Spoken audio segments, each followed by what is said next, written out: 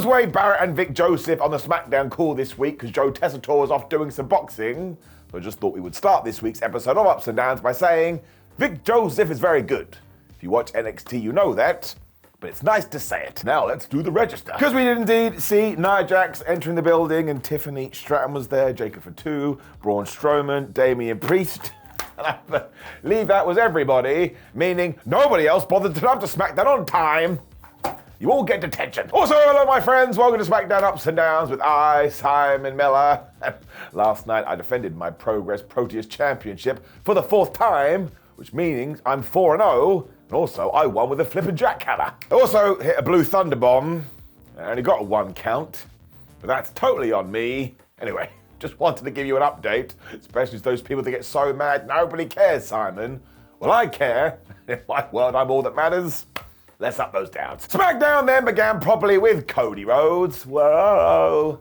It definitely doesn't work when you say it like that, and I'm a little bit embarrassed. Now, given that Jey Uso has now picked Gunther, Cody was like, I need to focus on the Elimination Chamber, when he ran through all the names that he may have been facing. And yes, CM Punk got a big old popperoo, and so did John Cena. Now, Cody made it very clear that it's not going to be Solo Sikoa, which was a little jab, given that Solo had attacked him 7 days ago, when out came Drew McIntyre. It's like, Drew, that's not how it works. You can't come out when somebody else says somebody else's name. You're going to break every single trope. Now, yes, when Cody was running down names, he had said McIntyre, but Drew still waited for 2 more until he did arrive. And Drew, being the insecure so-and-so he is, was like, I didn't like how you said my name. So Cody then said it again.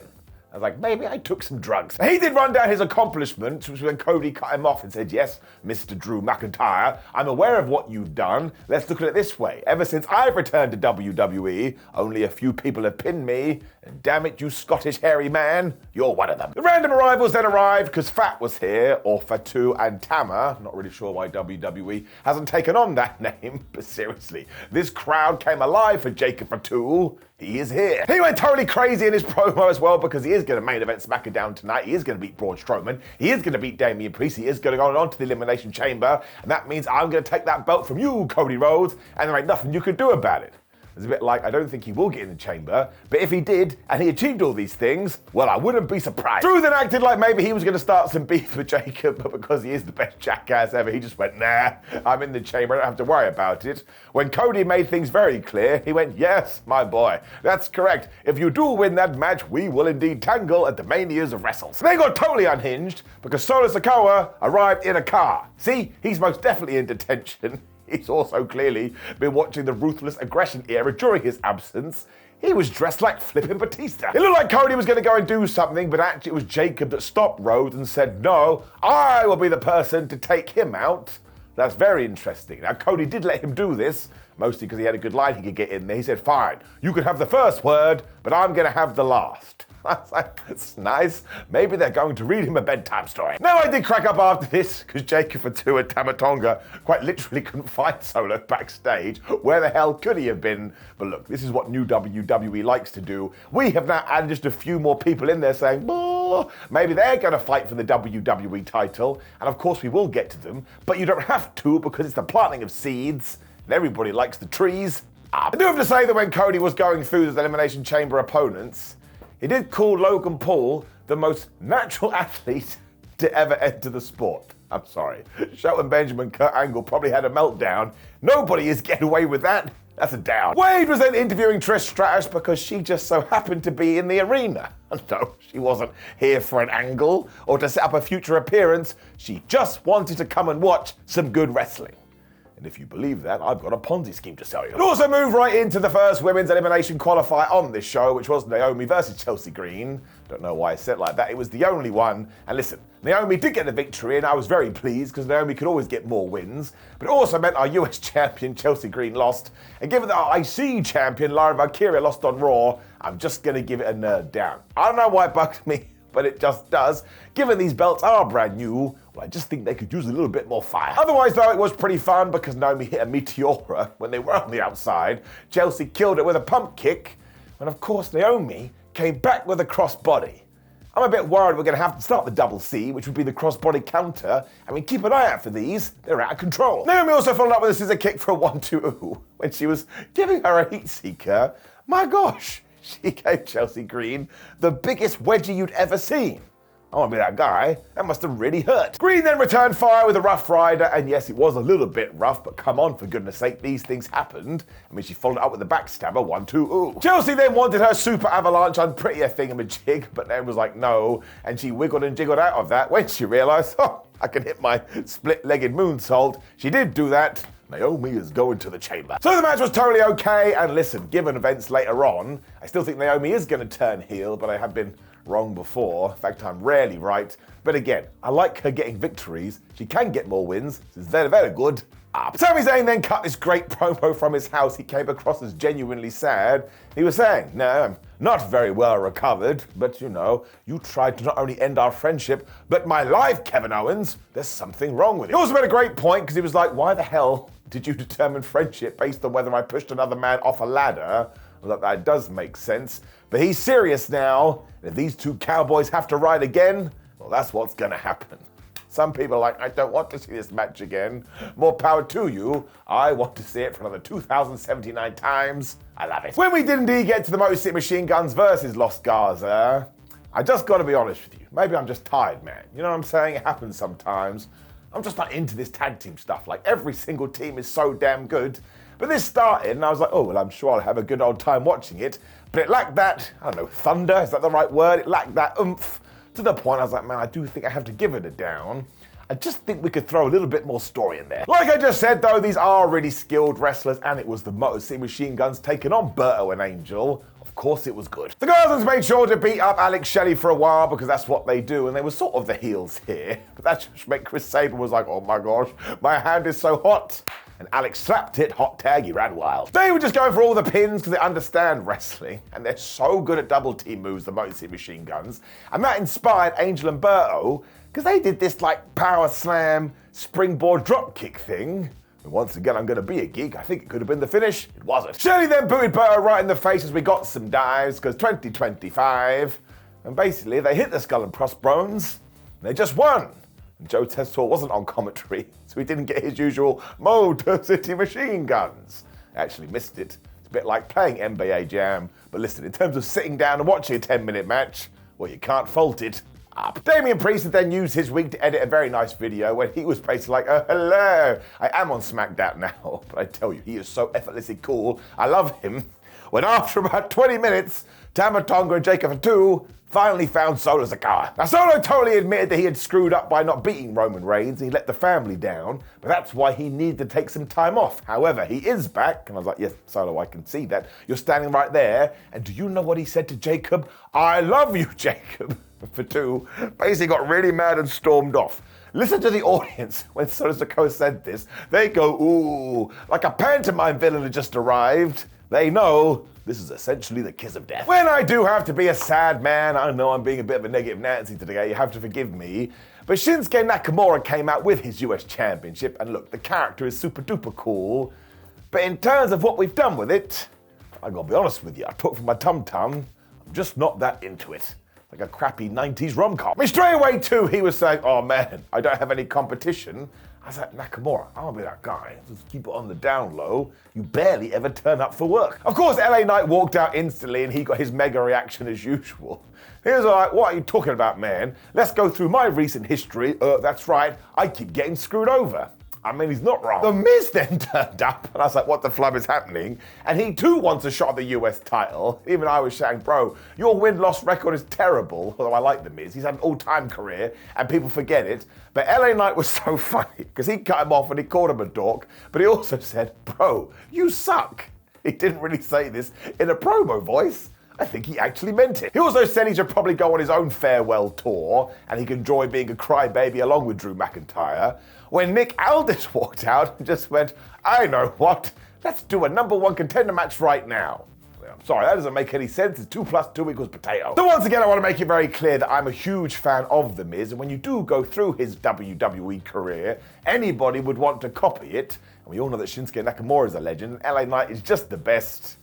Oh, this was just a bit like, have we just made this up a few minutes ago? I don't want to say it for like old WWE, because it was more than fine. The promos were good, but this US Championship is another one. It needs a fire lit under its ass, so we should probably just give it back to LA Knight and see what we can do down. The Miz versus LA Knight as a match, though, was perfectly fine. And of course, Shinsuke watched on from the outside, so every now and then he locked eyes with another wrestler, in this instance LA Knight, and they kind of both froze, because no sports entertainer can handle that. It's like a superpower. It also allowed The Miz to throw Knight into Sympathy Still Steps, and the referee didn't care. But later on, when he went for the skull-crushing finale, LA Knight was like, nope, he hit his elbow. He too did some wiggling and jiggling. BFT, 1, 2, 3. Nakamura and Knight then continued on because they looked at each other, and man, they got right in each other's grill like they were going to kiss. However, they didn't do it. I presume the Elimination Chamber. Finally, we will switch the title back. It hasn't worked. We've already talked about that. We've given the down. But again, I'm just going to repeat myself. If you just want to sit down there and have a perfectly fine WWE match, well, this is it. Up. Alexa Bliss then bumped into Nia Jax and Candice LeRae, with Lily, obviously. I was like, oh man, I hope you have a really good match tonight. Now listen, I think she may have been lying. The biggest takeaway from here, though, is you got some of the White 6 glitches, so I'm sure we are going to connect Alexa Bliss back up with them again. So we need to do something with the White soon. It vanished into the Phantom Zone. Andrade also mugged off The Miz because he was like, dude, I think you need some extra training. When there was this really good bit when Carmelo Hayes walked in, he's like, man, people just don't respect guys like us. And as soon as The Miz tried to make a tag team with him, Carmelo just walked off. This guy's gonna be fine. That is doubly true too, because he was about to have a match with R-Truth. And this was set up because earlier in the day, R-Truth had bumped into Carmelo Hayes, and Carmelo had been like, oh, you know, I'm him, because of course that's his catchphrase. And given that they had just been talking about Tozawa, R-Truth's like, you're not Tozawa, man. You're Carmelo Hayes. That's what your mother named you. Now listen, it sounds terrible coming out of my mouth. In practice, it made me laugh out loud, and R-Truth should be put in the Hall of Fame tomorrow. This match was way quicker than that Tozawa one last week, though. I mean, R-Truth did get a little bit of his John Cena comeback in. When Melo just cut him off, he hit nothing but net, and he beat him super quick. Honestly, though, we are quite clearly just giving wins to Carmelo at the moment, and given everything he has been through recently, he does deserve it. And even though he did go for a bit lose, he has just fit into SmackDown like a glove. This guy's gonna go a long way. He just gets it, man. We then got another one of these great videos for the Street Profits as they embrace their new characters, and hopefully this is the direction the tag team scene is going in. And we also cut to Pretty Deadly and DIY, and they fell out. And why? Because they're going to have a tag team title match next week. Now I'm sure the Street Profits are going to interrupt that, because let's face it, if you put a gun to my head, which is way unnecessary, I mean, I'm talking about it on YouTube right now, I'd be like, yes, I agree with you. We're probably going to do a multi-man match at WrestleMania. Kevin Owens was then back talking from his car, and I've told you this car needs to be put in the Hall of Fame. He laughed about the fact that poor Sami Zayn's neck hurts. If you want to talk about real pain, let's talk about emotional pain. And Sam, that's what you've done to me. If he really wants to experience what that kind of hurt feels like, though, maybe he should come to Toronto, Canada, where they are both from, and they can meet at the Elimination Chamber. Now, this was very interesting, because he never really said we're going to have a match, and even said, Sammy, I don't care if you are cleared. So I think we are teasing something here, but I'm just so damn excited. And you have to imagine at WrestleMania, Randy Orton is somehow going to get involved, which makes it even more interesting. It's like eating ice cream, and then someone saying, would you like more ice cream? I'm like, you bet your ass I want more ice cream. I mean, I can't eat ice cream because I have a dairy allergy. We've done a video about that in a different place. Let's just say this. I am giving it an up because, once again, I don't care how many times they fought. They're two of my favorite professional wrestlers ever. Charlotte Flair was then watching on from the back because I guess she couldn't be bothered to buy a ticket to go to ringside because our women's title was on the line. Nia Jax versus Tiffany Stratton. Now, absolutely, you could argue this should have closed the show, but hey, we decided not to do that. Early on, Nia just grabbed Tiffany and threw her around. I don't think she thought it was Tiffy time. Nia then tried for the most missed move in all of sports entertainment, the hip attack, which is when Stratton came back with that damn handspring elbow. So Nia was like, nope, I'm gonna hit you with a Samoan drop. She is Samoan. She then totally made up for that missed hip attack by crushing Tiffany Stratton right to rear the ring post when she applied the dreaded chin lock. I mean, that makes sense. If you want to win, go after the chin. Sunset flip powerbomb spot then kind of went a bit squiffy, but again, who the flub cares? They're human beings, and they're allowed to make mistakes. And now I was like, you know what? I am this person that doesn't care, and she was going to hit the avalanche super duper Samoan drop. Tiffany didn't want that, obviously, because she would have died, so she got out of dodge when she hit this crazy stomp. I tell you, if you're a wrestler and you have ribs, well, you're putting them on the line all the time. Nia then did get her big super Samoan drop, but nothing was working here. And when Stratton did her moonsault to the outside, this place came unglued because she's just a mega babyface now. When we cut back to Charlotte She didn't look that impressed at all. We then went full no mercy because Tiffany Stratton was trying to powerbomb Nia Jax out of the corner. And this was a great spot. When she wasn't able to do it, she fell down. Jax went for the Annihilator, but she missed that too. I thought the timing of that was very, very good. Tiffany then realized, oh my gosh, I can do the prettiest moonsault ever. Which is when Candice LeRae jumped right in front of the referee, which was pretty damn dumb. The ref was like, well, you absolute buffoon, disqualification. Now, Trish Stratus, who was just sat there trying to enjoy this show, decided, well, I better get involved, even though that's quite clearly a fan jumping the barrier. This is a terrible idea, because Nia Jax absolutely squished her when she turned her attention to Tiffany Stratton, and she squished her too. So this did get totally out of control, but you can't say it wasn't fun because it was pure Looney Tunes. And you know what? I am going to defend the disqualification finish, which we don't always do, because Nia Jax has lost a lot recently, and she's always doing good work. Let's give her something. It also tied into a much bigger aftermath because one, Charlotte Flair walked to the ring and went, ha ha, Tiffany, you suck. And she challenged her for WrestleMania. So shout out to those people that were messaging me going, Simon, I can't believe you think it's going to be Charlotte Flair versus Tiffany Stratton. It's quite clearly going to be Charlotte Flair versus Rhea Ripley. Well, who looks stupid now? Also, later on, Byron Saxton was interviewing Tiffany Stratton and Trish Stratus turned up. I was like, well, who the flub let her backstage? Just meant to be a fan. But they decided, you know what, at the Elimination Chamber, let's do a tag team match. So given that this was art chaos like Dr. Robotnik, I am going to give it an up. I mean, we have a lot of stories coming out the other end. Tiffany Stratton is just such an organic babyface. So I searched my feelings. I just had fun. That's the point. When, finally, somebody did some investigation because Nick Aldis had called Bianca Belair and Naomi to his room and he was like, we finally have some evidence about who attacked Jade Cargill. Don't know why I made Nick Aldis American. He then said he doesn't know where the tape came from. I'm like, man, Sherlock Holmes is properly turning in his grave. You lot are terrible, terrible detectives. Basically, though, it did show Liv Morgan and Raquel Rodriguez walking around just as Jade Cargill was being put in the local medical facility wagon. You'll have to forgive me. And look, this is clearly a ruse. It's clearly a cliffhanger, or a red herring, I should say, especially because Naomi went, well, everybody was blaming me. What did I tell you? Now, of course, it could be Bianca Belair, but I just think Naomi is way more fun because we've never really seen her as a heel, as we've already talked about, and Bianca is a mega baby face, but it also means the tag team champions can now go to Raw. They can confront Liv and Raquel, and we can do that tag team match. So actually, even though these people are so slow about trying to figure it out, I am going to give it an up. It's a really fun story, and it's making the women's tag team title belts feel like they mean something. Drew McIntyre was then talking to Jimmy Uso. He was just a horrible, horrible man. And he even took a shot at his wife. So Jimbo was like, all right. And he super kicked him right in his face.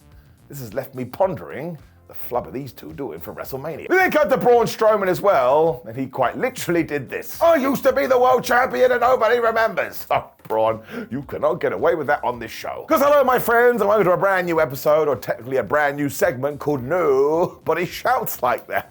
Because Braun, when you do stuff like this, you come across like a crazy person. Also, why are we meant to remember? That's on you. Maybe you should shout about it more. You absolute crazy man. This all did set up our main event, which was, of course, Jacob Fatu versus Braun Strowman versus Damian Priest to decide who's going into the chamber. Just have to make a slight quip. These SmackDowns are way too long. But I tell you, it was a pretty good last match. Now, I totally assumed that Damian Priest would win, because of course we can finish off the Braun Strowman Jacob Fatu at the Elimination Chamber, which Jacob should win. And for a little while here, Damian and Jacob were working together, because you know, Braun Strowman is such a big man, what are you going to do? As soon as they had got rid of him, they started to fight. Braun Strowman also started this off by just booting Jacob Fatu right in the face. And when he got back in the ring, he hit this crazy crossbody that made me laugh out loud. It looked a bit like a car wreck. Fatu and Strowman were then just hurling each other around, getting ready for their big blow-off match, which is when Damian booted Jacob right in the face. I was like, hang on a minute, that's the second time that's happened in this match. We soon got the Mega Tower of Doom, and that looked absolutely badass. And Jacob was just bumping his ass off here. I mean, at one point, Braun grabbed him and chokeslammed him into Alan the announce table, but he still just kept coming. And at one point, he went hip attack, hip attack, hip attack, hip attack, because he doesn't miss. And then he got a chair, and he wrapped it around Braun Strowman's head because he was going to kill him. Which is when Braun went, wait, you have been booted twice in the head. I'm going to do it for a third time. And this Strowman, I understand Jacob, he's unhinged, but he put the chair over Jacob's head Braun, how dare they? Now it didn't work, because this is when Solo Sikoa snuck in wearing a hoodie. I had a meltdown, man. He loves hoodies so damn much. But of course that meant he was able to take out Strowman. And Cody must have been sat backstage going, I tell you, if that Solo turns up, you better push play on my music and I'll run to the ring. Have a guess what happened. Tama Tonga also decided he would help out because he is part of the Bloodline 2.0. But when he was holding Cody and Solo went for the spike, Cody got out of the way, meaning Sikoa, he hit Tama Tonga by accident. And you know who wasn't happy? Jacob Fatu. He even took his top off. That means he's pissed. Damian Priest, I think, was offended because everyone was ignoring him, so he grabbed Jacob and he just threw him into Timmy the Timekeeper's area. When him and Braun Strowman went at it, and I tell you, Damian grabbed Braun, he threw him into the ring post when he hit the big choke slam, which looked very impressive, and damn it, he pinned him for the 1-2-3. Also on the outside, Cody Rhodes gave Solo Sikoa the crossroads. I was like, Solo, I think you should have come back to work. But I really do love the fact that Damian Priest is getting all these big wings. I just want him to do well. And of course, afterwards, him and Cody shook hands when they looked at the Mania sign. Now, you can't blame them for that. Around this time, the WrestleMania sign does have some kind of magnetic pull. So as soon as you know you could be in the main event at WrestleMania, you just get drawn to it. It's not their fault, it's physics. So this was a really fun way to end SmackDown, though you actually could have switched it with the women's match, but it doesn't massively matter. It's not like a title changed hand. So I am going to give it an up, and SmackDown overall also gets an up. It wasn't one of those episodes where you could probably watch it in bits and bobs and maybe get most of it on social media, but it certainly wasn't a bad show. Just on the down low, now that we have got to the end of the video, I am very looking forward to it going back to 2 hours. Now, of course, please do leave me a comment below and let me know what you thought about this episode of SmackDown, and click the video on the screen, which is Ups and Downs for Raw, to get all of my opinions. Mostly, I appreciate the support as Ups and Downs heads towards its 10th year. So damn terrifying. I'm getting old and soon I'll be in the grave. It's a morbid way to end. Take care, my friends. See you soon.